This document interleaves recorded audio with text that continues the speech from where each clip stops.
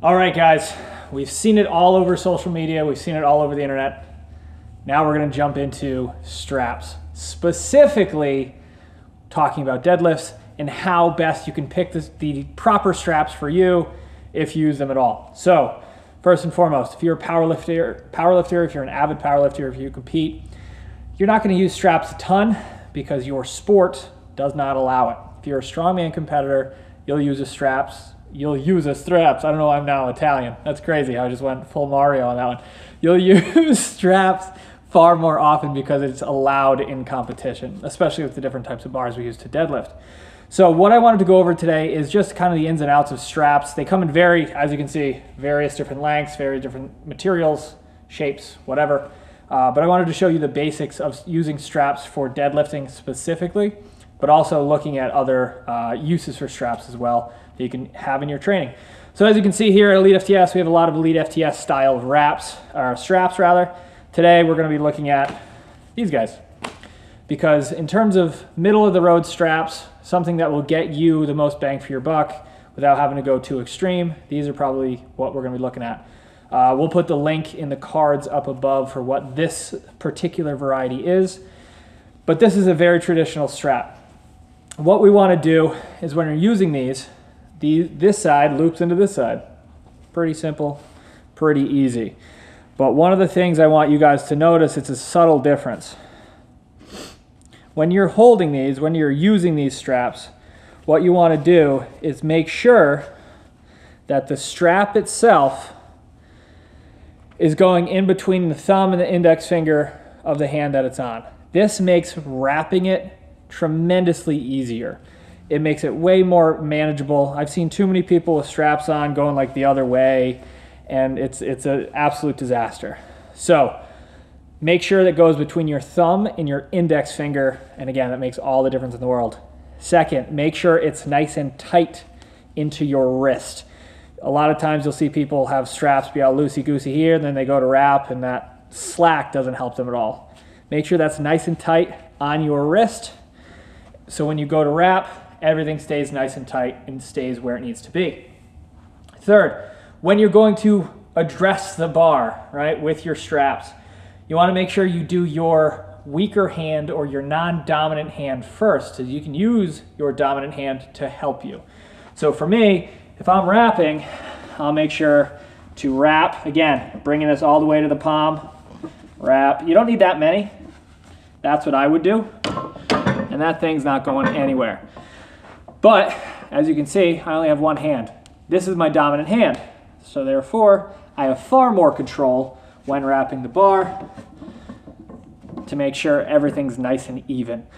So if you're a power lifter, if you're a strongman competitor, I guess it doesn't necessarily matter. I'm going to be talking to the strongman competitor right now.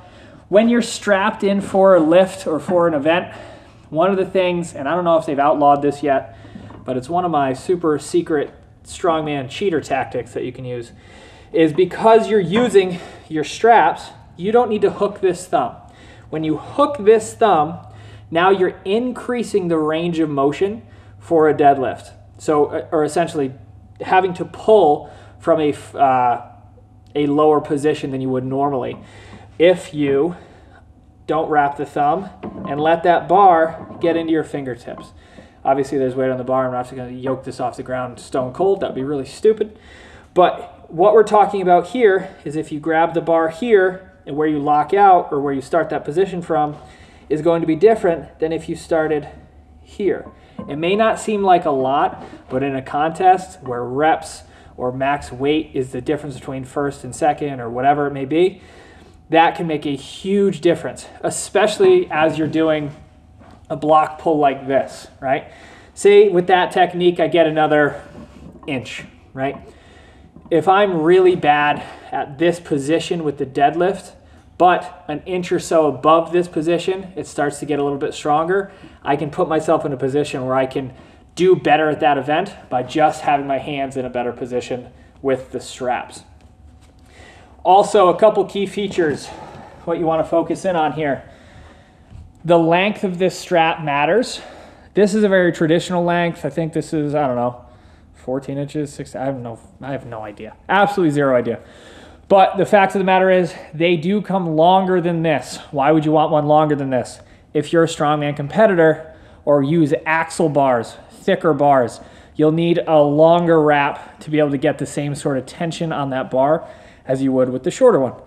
Also, they make these old school versions, right? I'll kind of demonstrate what this looks like with this. Essentially, an old school version would look something like something like this, right? You would strap your hand in, and all you would do is you would grab the bar and you would wrap that around and you'd grip it, right? Again, it's easier to put on the bar, but the problem is you're not going to have as much of that grip if you're in a competition or if you're doing a big set of higher reps on the deadlift. The other style that there's a figure 8 style that we sell on the site as well that you can check out. I don't have any personal experience with those. I've seen people do really well with them, or I've seen them do very, very poorly with those because people are kind of messing with it. Essentially, that's just a figure 8. You put your wrist on one side, you wrap your strap around, loop it through again.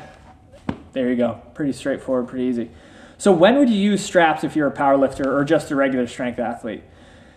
Anytime I'm using straps, I'm trying purposefully to make sure grip is not a limitation in my training. For me, I have a strongman meet coming up in May. All my training is going to be with a deadlift bar and straps because that's what the contest calls for. I need to get better at using straps. I need to get better at strapping myself in under time, making sure my technique is there, and making sure everything is where it's supposed to be doing.